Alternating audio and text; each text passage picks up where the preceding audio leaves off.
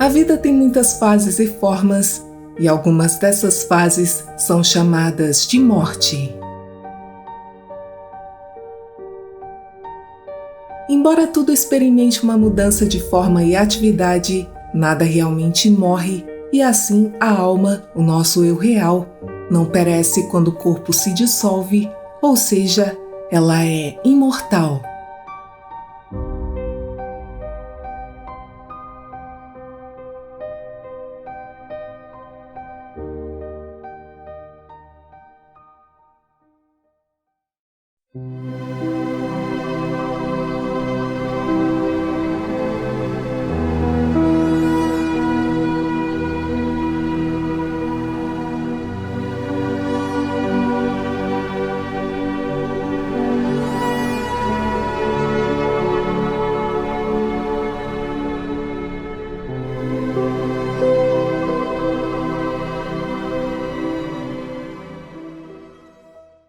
Venha conferir os nossos livros sobre temas diversos já abordados aqui no canal, como ensinamentos metafísicos, a relação entre a mente e o universo, sabedoria universal e muito mais.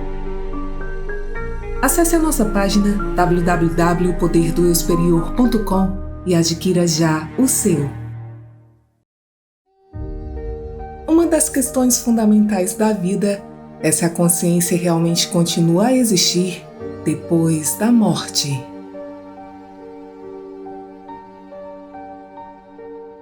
A morte significa a cessação das funções vitais do corpo, parando os batimentos cardíacos e as atividades de suporte do cérebro.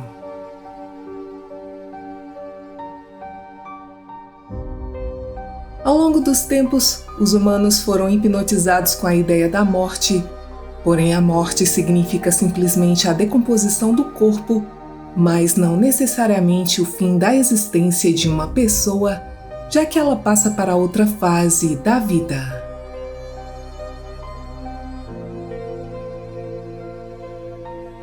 A vida tem muitas fases e formas, e algumas dessas fases são chamadas de morte. Essas fases podem ser comparadas aos estágios da transformação da lagarta, crisálida, borboleta, uma imagem da transformação que aguarda cada homem e mulher mortal, pois a morte para o ser humano não é mais um término ou cessação do que o sono mortal da lagarta. Em nenhum dos casos, a vida cessa nem por um único instante, pois a vida persiste enquanto a natureza opera as suas mudanças de forma e atividade.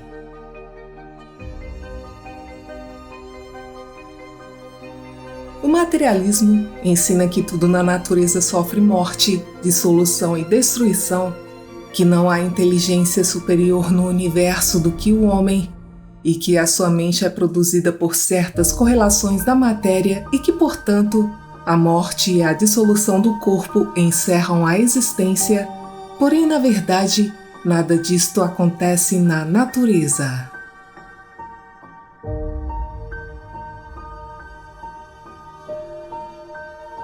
O corpo não é uma entidade, pois ele é apenas uma agregação de células, e estas células são apenas veículos materiais para uma certa forma de energia que as anima e as vitaliza. Quando a alma sai do corpo, as unidades que o compõem manifestam uma repulsa uma pela outra, no lugar da atração que antes as mantinha unidas. A força unificadora que as manteve unidas retira o seu poder e a atividade inversa manifesta-se.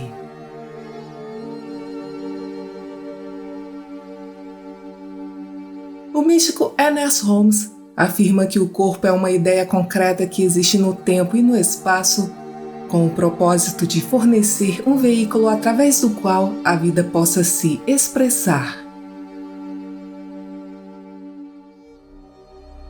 O universo físico é o corpo de Deus, é uma manifestação da sua mente em forma. Assim, plantas, animais e minerais, tudo é feito da substância primordial que está sempre fluindo para a forma e sempre fluindo novamente no vazio. Somente a inteligência que opera sobre as formas é informe e, assim, a mente é responsável pela forma e pelo propósito que toda a matéria assume.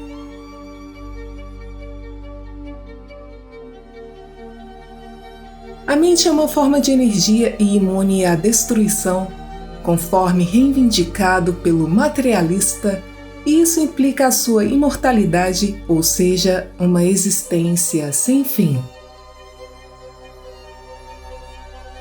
O que sobrevive não é a nossa individualidade, mas sim o nosso ser essencial.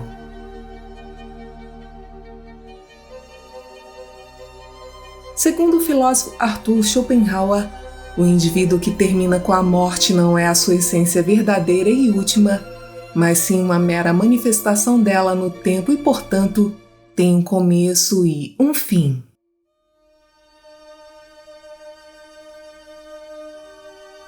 A vida se extingue, mas não com ela o princípio da vida que nela se manifestou, e a morte é um retorno a algum tipo de estado original não pessoal, do qual emergiu a nossa vida individual. Ondas individuais vêm e vão, mas nada mais são do que o oceano, e quando uma onda desaparece, ela volta a fazer parte do oceano do qual nunca esteve realmente separada.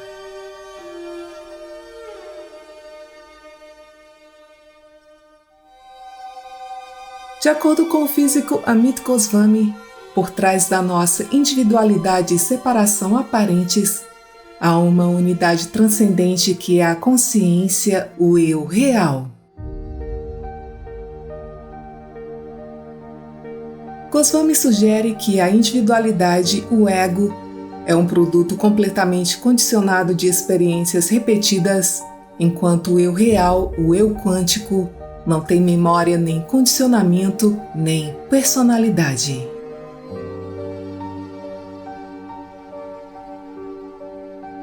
O psicólogo William James afirma que o cérebro é apenas uma porta de entrada para a própria consciência, cujo fluxo ele molda e regula, criando assim a mente individual, e que após a morte física e o fim de toda a atividade cerebral, o fluxo individual da consciência perecerá, mas não a própria consciência super-individual.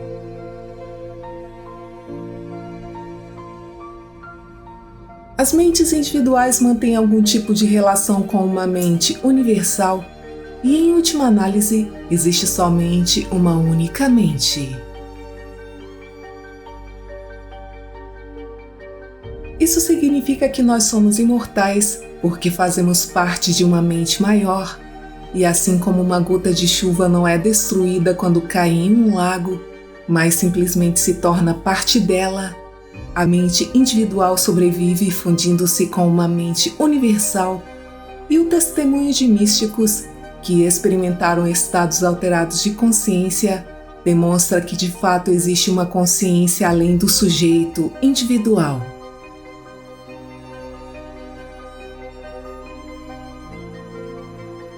Alguns modelos postulam que a consciência é um sistema informacional do corpo humano e, assim como a informação pode ser separada da matéria, a consciência, como uma entidade de informação coerentemente conservada, também pode ser separada do corpo, de acordo com as observações durante as experiências clínicas de quase-morte. A característica mais importante da consciência é a anti-entropia, atuando como a antigravidade, que auxilia favoravelmente os processos, mecanismos e as estruturas da vida, pois ela se opõe ao aumento da entropia, uma característica da matéria que tende a desorganizar os seus sistemas. O envelhecimento pode, portanto, ser considerado como uma consequência natural do confronto entre a força antientrópica, ou seja, antigravitacional da matéria escura, e a força entrópica gravitacional da matéria, desorganizando finalmente a estrutura do corpo, e o equilíbrio dinâmico entre essas forças determina em qualquer momento a saúde e a manutenção da vida.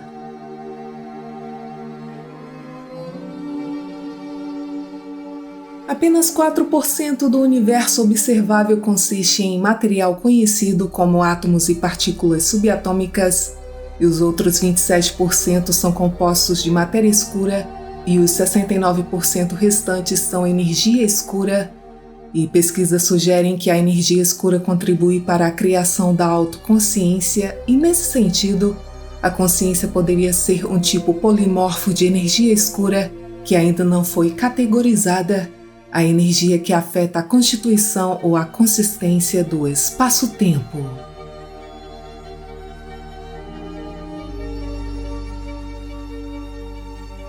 A física quântica considera a consciência como uma característica intrínseca do universo, desempenhando um papel ativo. O cérebro, como um produto da consciência, é uma espécie de receptor de rádio que permite ao universo se conscientizar através dos seus muitos terminais sensíveis, e quando o sangue para de fluir e a coerência no cérebro é perdida, a informação quântica não é destruída, mas pode vazar ou dissipar-se para o universo como um todo.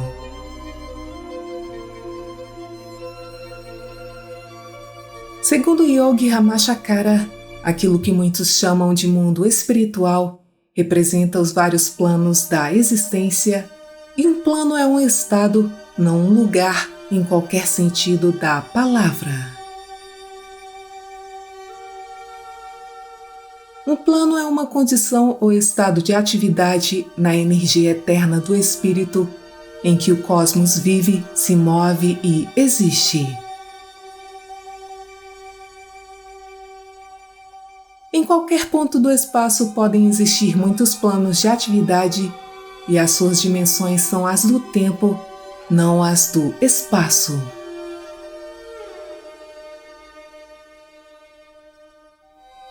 Planos específicos do mundo astral se relacionam com a manifestação da existência das almas desencarnadas dos habitantes da Terra, o chamado mundo espiritual da raça humana, e cada plano representa um grau diferente de energia vibratória, mas não de matéria, já que a matéria é apenas uma forma muito baixa de energia vibratória, até mesmo a forma mais sutil da matéria.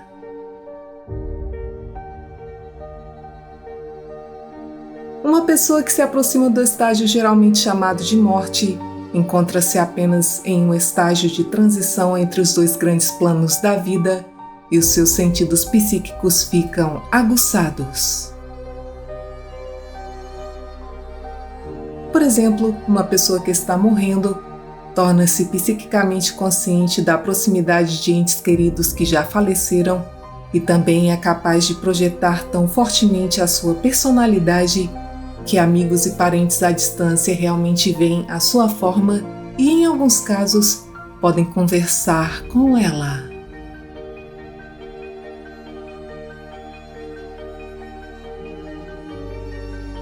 Após a morte, o corpo astral se desliga gradualmente da sua contraparte física, já que tanto o corpo físico quanto o corpo astral são apenas coberturas temporárias para a própria alma.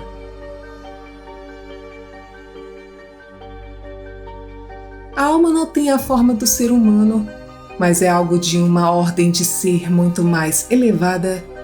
É um ser que transcende as limitações da vida física. Os nossos corpos físicos e as suas contrapartes astrais são o resultado da evolução física e são apenas corpos de animais desenvolvidos.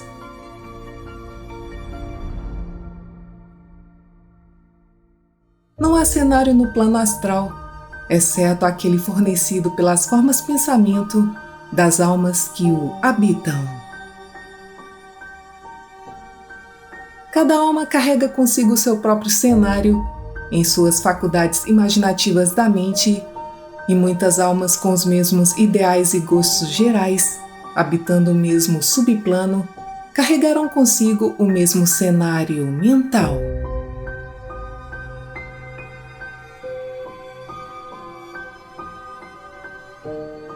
O filósofo Michael Burleigh argumenta que a vida eterna prometida não precisa ocorrer na vida futura. Em vez disso, a vida eterna pode ser realizada durante a vida na Terra.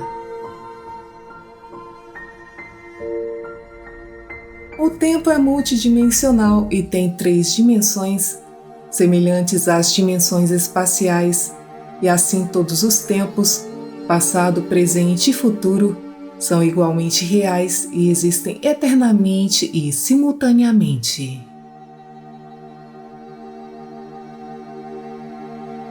O físico Dewey Larson postula que o movimento no tempo é recíproco do movimento no espaço, e isso significa que neste movimento o tempo é tridimensional e o espaço é linear, que é o inverso do movimento no espaço, onde o espaço é tridimensional e o tempo ocorre de forma linear. Nesse setor inverso de tempo-espaço, o setor cósmico, o reino metafísico, todos os detalhes são organizados e cuidados, e esse reino contém um estoque de informações infinitas que o coloca instantaneamente em contato com qualquer conhecimento que você precise, ou seja, em velocidade infinita, porque um único ponto no tempo está conectado a todos os pontos do universo simultaneamente.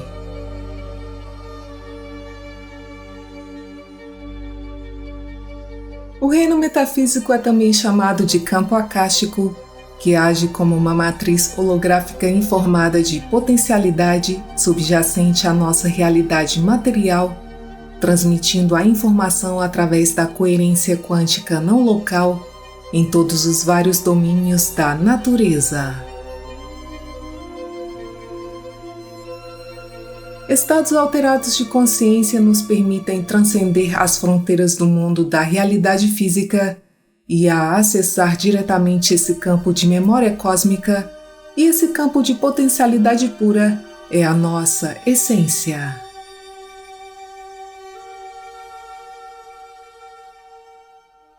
As fatias de tempo em que uma pessoa é uma criança, um estudante universitário e uma pessoa idosa ou uma alma no mundo astral existem simultaneamente. Participar da vida eterna requer mais do que simplesmente existir eternamente dentro das fatias de tempo, mas exige o desenvolvimento moral durante as nossas vidas terrenas e nos permite apreciar que as nossas vidas são uma expressão eterna do amor divino.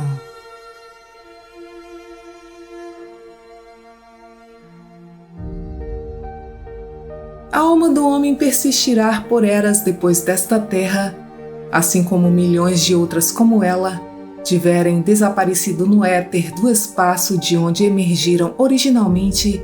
E quando uma alma atinge o estágio de desenvolvimento espiritual, os laços da vida terrena não mais aprendem, e isso ocorre quando a alma aprende a verdade sobre a sua própria natureza e a sua relação com o todo, e percebe a natureza ilusória do universo fenomênico através do influxo da sabedoria divina.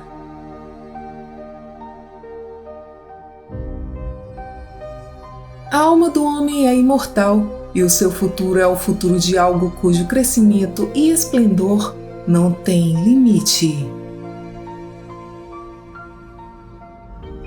O princípio que dá a vida habita em nós e fora de nós, é imortal e eternamente benéfico.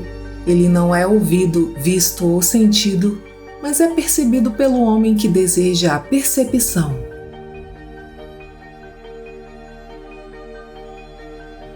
Cada homem é o seu próprio legislador absoluto, o dispensador da glória ou da tristeza para si mesmo, o decretador da sua vida, da sua recompensa, do seu castigo, e estas verdades são tão grandes quanto a própria vida.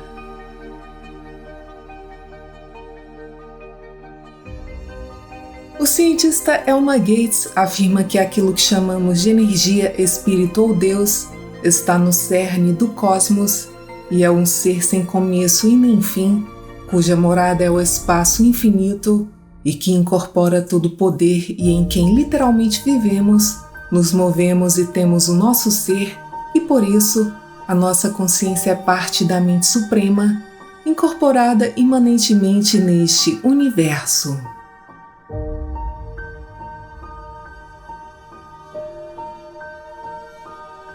Por meio da mente, todas as possibilidades estão abertas para nós, e quando estudamos a sua natureza, estamos estudando a natureza da mente suprema e temos consciência direta daquilo que reina eternamente no cosmos.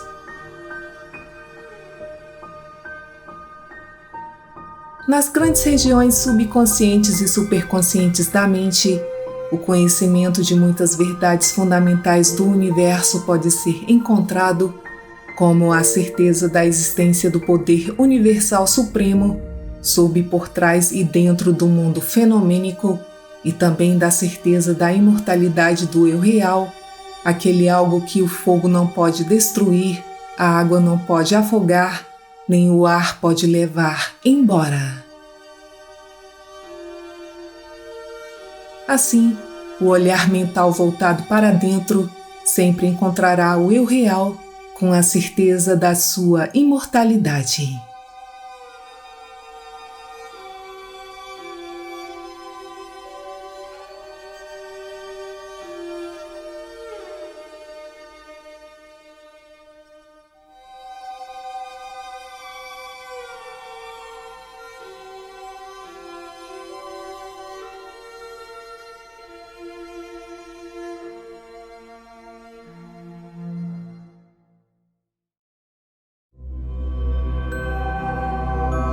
Obrigada por assistir, muita paz, muita luz e até o próximo vídeo.